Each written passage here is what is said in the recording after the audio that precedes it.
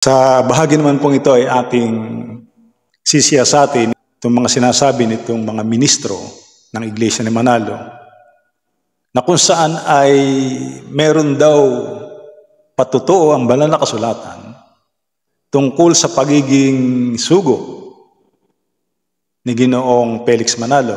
So ating sisiyasatin at pag-aaralan kung tunay nga na yaong kanilang mga ginagamit na talata ay nagpapatotoo sa pagiging sugo ni Ginoong Felix Manalo. Pakinggan po natin. Ang mga patotoong ito, mga kaibigan, na ang kapatid na Felix Manalo ay sugo ng Panginoon Diyos ay nakasulat sa Biblia. Kapatid na Leo, mabuti po ay itanong po natin sa Biblia. Meron po bang hula o paunang pahayag na nakasulat sa Biblia na nagpapatotoo sa pagiging sugo ng kapatid na Felix Y. Manalo?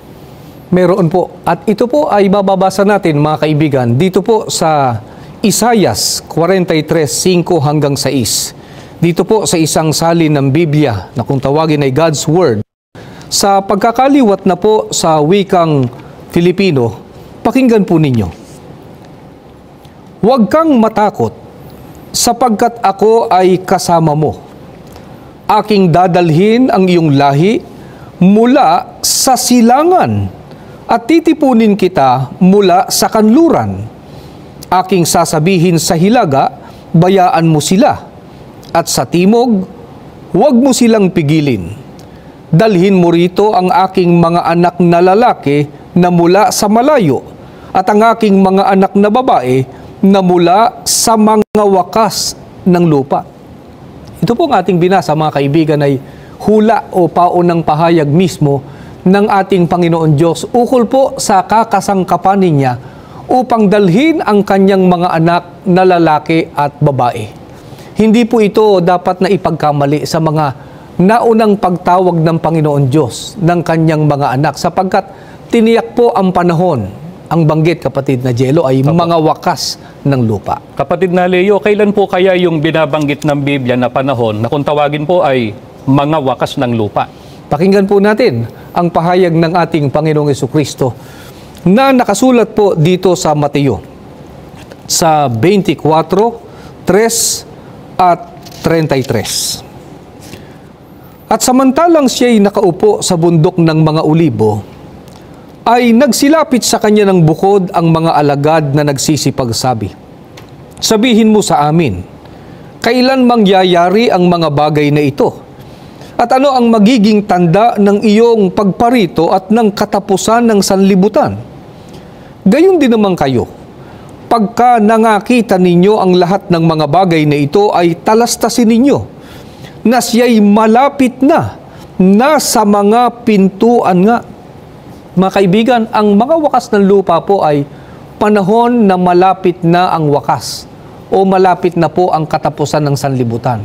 Ang panahong ito ay katumbas po ng binanggit ng ating Panginoong Jesucristo na nasa mga pintuan nga dahil malapit na po ang wakas. Kapatid na Leo, ayon din po sa pagtuturo ng ating Panginoong Jesucristo, paano po natin malalaman kapag malapit na po ang wakas o malapit na po yung araw ng paghuhukom na kung tawagin din po ay mga wakas ng lupa? Binanggit din ng ating Panginoong Jesucristo, kapatid na Jello, doon sa talatang ating binasa. Babalikan ko lang po, mga kaibigan. Ang sabi po, pagka nangakita ninyo ang lahat ng mga bagay na ito, ay talastasin ninyo na siya'y malapit na, nasa mga pintuan nga. Sa makatwid, kapatid na Leo, ay may mga pangyayari po na magaganap kapag malapit na po ang wakas o mga wakas ng lupa na. Ang sunod po nating itanong, kapatid na Leo, ay ano po yung mga palatandaang ibinigay din ng Panginoong Jesucristo kapag malapit na po ang wakas o mga wakas ng lupa na? Basahin po natin, mga kaibigan, itong patuloy na pahayag ng ating Panginoong Jesucristo dito naman sa Mateo 24 sa mga talatang 6 hanggang 7. At mga kakarinig kayo ng mga digmaan at mga alingaw-ngaw ng mga digmaan. Ingatan ninyo na huwag kayong magulumihanan sapagkat kinakailangang ito'y mangyari, datapot hindi pa ang wakas. Sapagkat magsisitindig ang bansa laban sa bansa at ang kaharian laban sa kaharian. at magkakagutom at lilindol sa iba't ibang dako. Kung napansin po ninyo mga kaibigan, kapag malapit na ang wakas o mga wakas na ng lupa, ang unang palatandaan po na ibinigay ng ating Panginoong Jesucristo ay digmaan na aalingaw-ngaw. Sa magandang balita Biblia, kapatid na Jello, ang banggit doon sa Mateo 24:6 ay mababalita. Ang katuparan po ng digmaang ito, mga kaibigan, ay ang unang digmaang pandaigdig na sumiklab po noong Hulyo 27, 1914. Sa makatuwid, mga kaibigan, nang sumiklab ang unang digmaang pandaigdig, ay simula na po ng panahong mga wakas ng lupa. Mga kaibigan, noong Hulyo 27, 1914, kaalinsabay po ng unang digmaang pandaigdig, ay inirehistro po ng kapatid na Felix Manalo ang Iglesia ni Cristo sa pamahalaang Pilipinas. Ito po ang panahong binabanggit ng Biblia na mga wakas ng lupa. Sa makatuwid, ang hula o paunang pahayag ng Panginoon Diyos ukol po sa kakasangkapanin niya upang dalhin o tawagin ng kanyang mga anak na lalaki at babae na binabanggit po sa Isayas 43:5-6 ay natupad sa kapatid na Felix Y. Manalo. Napansin po ninyo mga minamahal kong mga kaibigan, ang kanilang binasang talata o ginamit na talata na di umano ay paunang pahayag ng Diyos tungkol sa kakasangkapanin ng Diyos upang dalahin ang kanyang mga anak na nagmumula sa malayo. So, gusto nilang ikapit na itong talatang ito ay tumutukoy kay Ginoong Felix Manalo. Yun daw ang unang pahayag ng Biblia tungkol sa pagiging sugo na ang kanilang tinutukoy dito, ikinakapit nila ito kay Felix Manalo. So, atin nga pong pag-aralan o siya sa atin maigi yung talata kung ito nga ay tumutukoy kay Ginoong Felix Manalo. Ang talatang kanilang binasa ay makikita natin sa 43:5-6 ng aklat ni Propeta Isayas. Ganito po ang pagkasabi. Huwag kang matakot sapagkat ako'y sumasa iyo. Aking dadalhin ang iyong lahi mula sa silanganan at pipisanin kita mula sa kalunuran. Aking sasabihin sa hilagaan, bayaan mo, at sa timugan, huwag mong pigiling. Dalahin mo rito ang aking mga anak na lalaki na mula sa malayo, at ang aking mga anak na babae na mula sa wakas ng lupa. So, ito, ayon sa kanila ay paunang pahayag o hula ng banal na kasulatan na tumutukoy kay Ginoong Felix Manalo. Tumutukoy nga ba ito kay Felix Manalo? Kung atin po itong pag-aaralan lang mabuti, yung tinatawag nating konteksto, ay hindi po ito tumutukoy kailanman kay Ginoong Felix Manalo. Tingnan niyo mga kapatid o mga kaibigan, kasi maliwanag po dito kung sino yon na sinasabihan ng Diyos na huwag kang matakot. Sabi roon, sapagkat ako'y sumasa iyo. Hindi yung tumutukoy kay Felix Manalo. Itaas nyo lang po ang basa. Simulan po natin sa 1. Ganito pong pagkasabi sa talatang 1 ng Kapitulo 43 ng aklat ng Isayas. Ngunit ngayoy ganito ang sabi ng Panginoon na lumalang sa iyo, O Jacob, at nag-anyo sa iyo, O Israel, ikaw ay huwag matakot sapagkat tinubos kita, tinawag kita sa iyong pangalan, ikaw ay akin. 2, pagka ikaw ay dumaraan sa tubig, ako'y sasa iyo, at sa mga ilog ay hindi ka tatakpan niyaon. Pagka ikaw ay lumalakad sa apoy, hindi ka masusunog o magniningas man ang alab sa iyo. 3, sapagkat ako ang Panginoon mong Diyos, ang banal ng Israel, ang tagapagligtas sa iyo. Aking ibinigay na pinakatubos sa iyo ang Ehipto, ang Ethiopia, at ang Seba. Yamang ikaw ay naging mahalaga sa aking paningin at kagalang-galang. at aking iniibig ka. Kaya't magbibigay ako ng mga tao na pinakatubos sa iyo at ng mga bayan na pinakatubos sa iyong buhay. Talatang 5, huwag kang matakot sapagkat ako'y sumasa iyo. Aking dadalhin ang iyong lahi mula sa silanganan at pipisahin kita mula sa kalunuran. Aking sasabihin sa hilagaan, bayaan mo at sa timugan, huwag mong pigilin. Dalhin mo rito ang aking mga anak na lalaki na mula sa malayo at ang aking mga anak na babae na mula sa mga wakas ng lupa. Hindi po ito tumutukoy kay Felix Manalo. Sangayon sa talata, ito ay tumutukoy kay Jacob o sa Israel. Yan. Kaya hindi ko alam kung paano nila ikinapit ito kay Ginoong Felix Manalo. Samantalang sa 1 pa lang ay sinabi, ngunit ngayon ganito ang sabi ng Panginoon na lumalang sa iyo, O Jacob, at nag-anyo sa iyo, O Israel, ikaw ay huwag matakot sapagkat tinubos kita. Tinawag kita sa iyong pangalan, ikaw ay akin. Si Jacob o ang Israel ang tinutukoy doon na huwag matakot sapagkat yung kanyang mga lahi ay dadali ng Diyos. Mula doon sa timugan, mula sa silanganan, mula sa hilagaan, mula sa kalunuran. Titupunin muli ng Diyos doon sa Jerusalem, ang Israel. Yun, hindi ito tumutukoy kay Felix Manalo. Kaya yung sinasabi nilang, huwag mo niya itong ipagkakamali sapagkat tinukoy din ng Panginoon yung panahon. Wala naman po ditong panahon na tinutukoy. Wala ditong tinitiyak na panahon. Ang totoo, ito'y paulit-ulit nang nangyari sa Israel. Na sila ay nabibihag ng iba't ibang mga bansa, nangangalat sila, pero tinitipon muli sila ng Panginoon. Doon sa Jerusalem.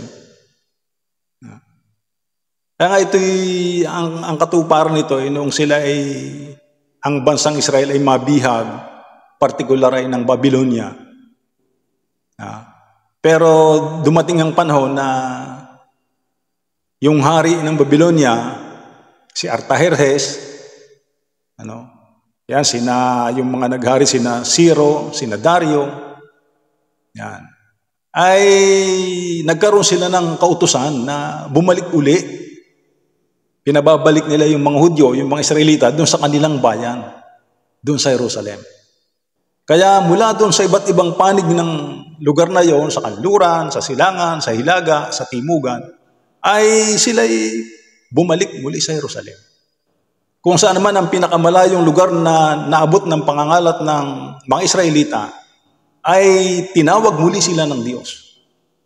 Sila'y kinahabagan at pinahintulutang makabalik muli sa kanilang bayan, sa kanilang sariling bayan sa Jerusalem. At doon ay muli nilang maganap o maisagawa yung tunay nilang paglilingkod at pagsamba sa ating Panginoong Diyos. Kailanman ang talatang ito, hindi po ito tumukoy sa kanilang sugo na si Ginoong Felix Manalo. Wala rin ditong tinutukoy na panahon kasi yung mga wakas ng lupa po na tinutukoy dito, hindi ito tumutukoy sa panahon, kundi ito'y lugar. Ang ibig sabihin yung pinakamalayong lugar na ang banggit ng Biblia, yung mga wakas o sa ibang mga talata na may kasulok-sulukan ng lupa. Yung pinakamalayong naabot ng mga Israelita na sila'y nangalat, ay sila'y kung saan man sila naroroon sila ibabalik muli ng Panginoon sa Jerusalem. Kaya nga kahit manggagaling sa timog, kaya nga kita niyo yung konteksto ng talata ay lugar. Kaya mali na yung mga wakas ng lupa ay kanilang ikakapit doon sa Matthew 24, verse 3. Nang tinutukoy naman doon ay katapusan ng sanlibutan. Iba yung katapusan ng sanlibutan, na kung saan ay ang sanlibutan ay wawakasan na kasi nga pagdating ng Panginoon ay wawakasan ng sanlibutan. Talagang matatapos. Ito namang tinutukoy sa Isayas ay ang tinutukoy dito yung lugar, yung mga wakas ng lupa, mga kung saan nangalat ang bansang Israel. Ay sabi nga nila, huwag nilang ipagkakamali, ay mali nga yung kanilang pagkaunawa dito. Wala itong koneksyon doon sa Matthew 24, verse 3. At doon sa mga palatandaan ng mga huling araw, yung tungkol sa pagsiklab ng digmaang pandaigdig noong 1914 na kung saan ay saka naman anya lumitaw ang pangangaral ni Ginoong Felix Manalo ng sugo. Wala, mali. Irrelevant. Hindi po yun connected dito sa Isayas. Kasi yung wakas ng lupa dito sa Isayas ay tumutukoy sa mga dulo o sa mga sulok ng lupa, sa mga wakas ng lupa, kung saan ay doon nakarating ang mga Israelita sa panahon ng kanilang pangangalat, ng kanilang pagkalipin sa ibang mga bansa. Kaya hindi ito tumutukoy sa panahon, iba yung katapusan ng sanlibutan sa Matthew 24 verse 3 kaysa rito sa 43:6 ng Isayas na mga wakas ng lupa. Mali ang kanilang pagkaunawa doon. Akin po kayong inaanyayahan na kayo mismo ang magsiyasat ng talata. At makikita ninyo na mali yung kanilang mga pagkaunawa. At inyong mapapatunayan, mabubunyag sa inyong mga kalaman na walang anumang hula sa Biblia na tumutukoy o kumakapit sa pagiging sugo ng kanilang kinikilalang sugo na si Felix Manalo. Yun po ay kabulaanan. Kailanman ay si Felix Manalo hindi naging sugo ng Diyos? Kung ang pag-uusapan ay yung mga propesiya ng banal na kasulatan. Kaya sana naging maliwanag po sa atin na itong Isayas 43:5 at 6 ay hindi po ito humuhula, hindi ito nagpapatotoo sa pagiging sugo ni Ginoong Felix Manalo. Sapagkat ang tinutukoy po dito na sinasabihan ng Diyos na huwag siyang matakot sapagkat ang kanyang lahi ay dadalhin niya muli sa Jerusalem, ibabalik muli niya doon sa Israel mula sa iba't ibang bahagi ng lupa, mula sa 4 na sulok ng lupa o mula sa mga wakas ng lupa. Yan. Ayun po'y tumutukoy sa bansang Israel, tumutukoy sa Jacob. Yun ang konteksto ng talata. Hindi po ito tumukoy kay Ginoong Felix Manalo. Yun ay maling pagkakapit ng talata. Maling paggamit ng talata. Masasabi nating hayag na pandaraya. Hayag na pandaraya. Sana naging maliwanag po sa atin ito. At muli aking idinidin na ito pong kanilang ginagamit na talata ng Isayas 43:5 hanggang 6. Kailanman ay hindi tumukoy sa pagiging di umano'y sugo ng kanilang kinikilalang si Felix Manalo. Yun po'y maling paggamit ng talata, maling pagkaunawa. So naway naging maliwanag sa atin ang bahaging ito. At dito ating naihayag ang tunay na katotohanan at ang tunay na sinasabi ng Isayas 43:5 hanggang 6. Salamat po. God bless.